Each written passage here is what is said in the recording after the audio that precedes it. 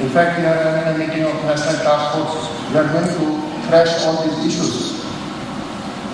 One more thing I'd like to point out. This is a 26-week child and see the presentation at 31 weeks. 5 weeks later, in a baby of 26 weeks, the general rule which we have, which we have propagated is 30 days rule. Very favorite of Subhadra. But this will not work when less than 26-week child is there. 26-week, 27-week child is there. The ROP onset will be a little earlier. So you have to be careful when you are screening the babies. And see, this referred to center by the treating neonatologists. I am happy that at least neonatologists know that this baby will be having ROP and the child has been referred. Now see this picture. What do you see? What do you see? Severe plus. Both lines severe plus. You can't see the demarcation line. You can't make differentiation between the avascular and the vascular retina. We just saw some pictures by Raj, some pictures by Reagan. And this is what the problem we face. We think that the demarcation line is here, but the demarcation is much posterior. And then the whole lot of problem arises. What did I do in this case? I advised immediate photocopulation, immediate laser. And what happened? This is what happened. Somebody asked me, sir, how many spots we should put? It's not the number of spots which is important. What is important is how much is the vascular area. If the vascular area is 180, obviously lesser number of spots. If the vascular area is 360 degrees, you have to more spots. I have gone up to 5,000 spots in one eye. Another thing very surprising, all of us who are doing adult laser, if you give 5,000 spots in an adult, there will be total detachment. I have done a total detachment in a phakic eye long time back. A phakic eye. The reason is the spots are going very easily and deeper into the corona, and that leads to that. But it never happens in child. This is a food for the thought for the younger people. See, this is the result. Regressed ROP, regressed ROP. The number of spots are here, 1450, 1668. This is this. Nobody can tell you what should be the power.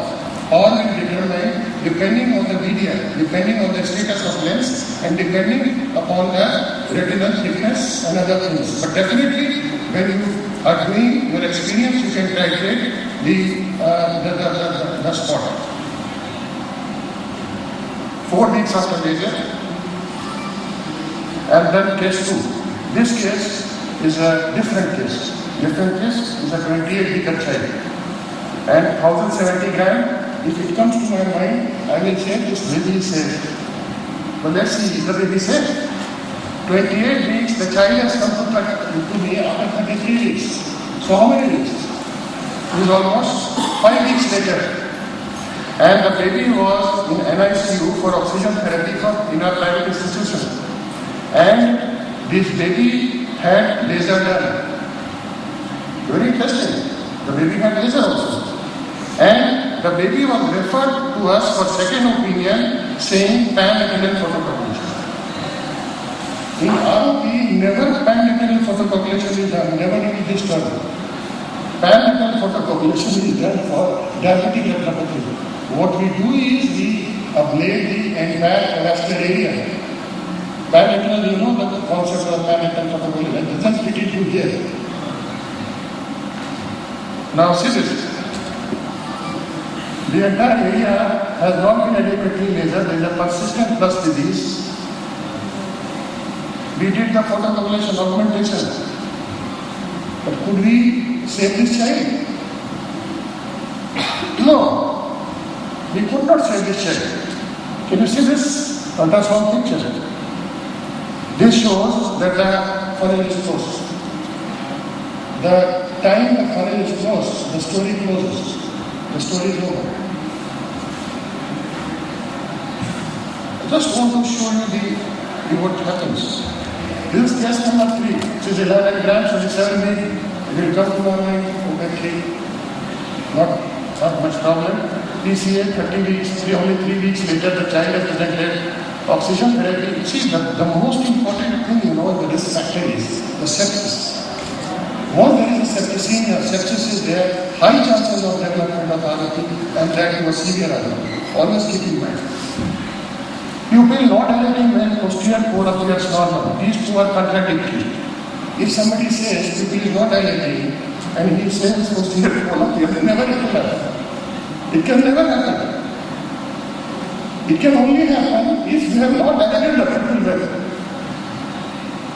If the really pupil is not dilating, this means that there is a plus disease on the posterior pole.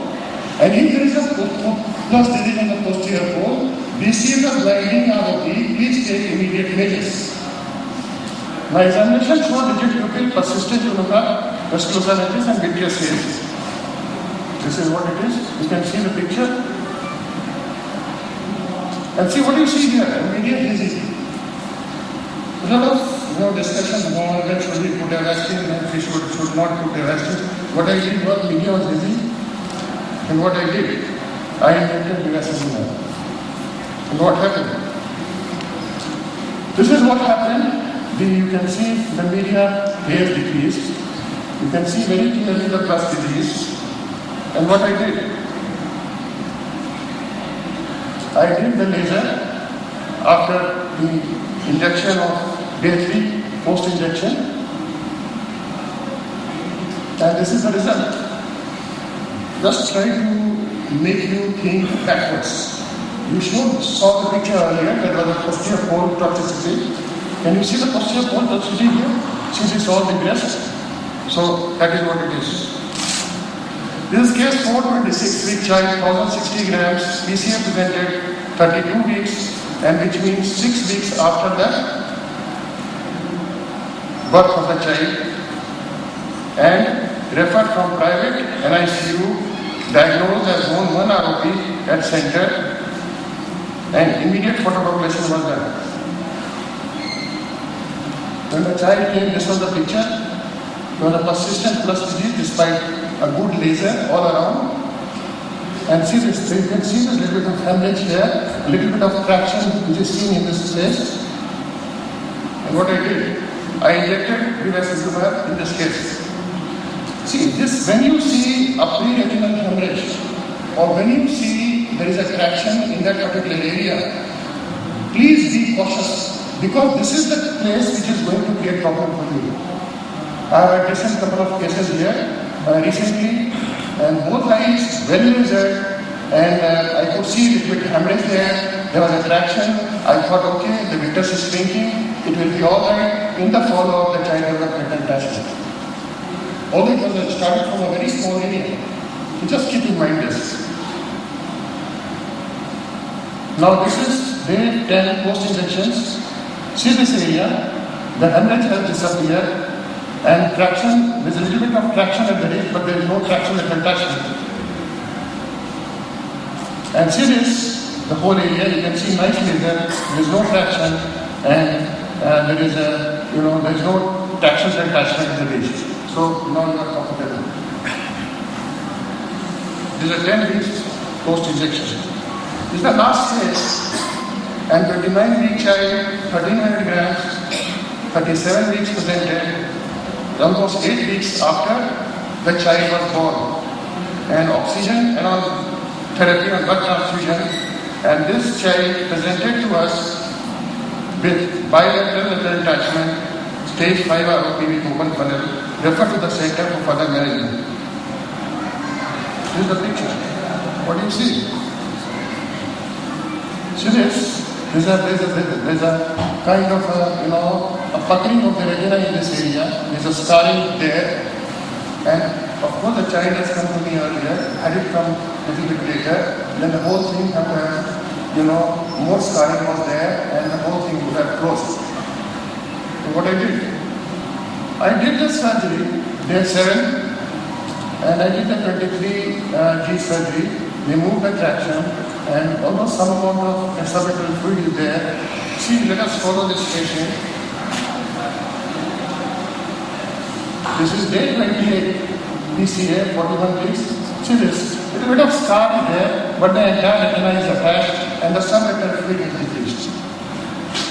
So that's what I'm saying is, if you pick up these patients early, especially even those patients who need surgery, I think you can reasonably give a settled retina and vision to these children, babies. In summary, I'd like to tell you that APROP, what we call as an aggressive posterior ROP. It is posterior and it is aggressive. And what we need to do is, we need to have good nursery practice. Dr.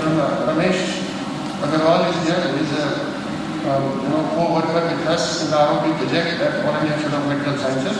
He will be talking about the prevention aspect. I think he's talking after me. And timely screening and treatment is key to preventing blinding complications. And bevacizumab can be used. A lot of people know since the price of Lucentis has gone down. You can also use what we call as ranibizumab or Lucentis. And modern plus surgery, Dr. This surgery and this surgery, and widening the scope for management of advanced ROP. I think that was the last slide. And thank you very much for patience. Thanks.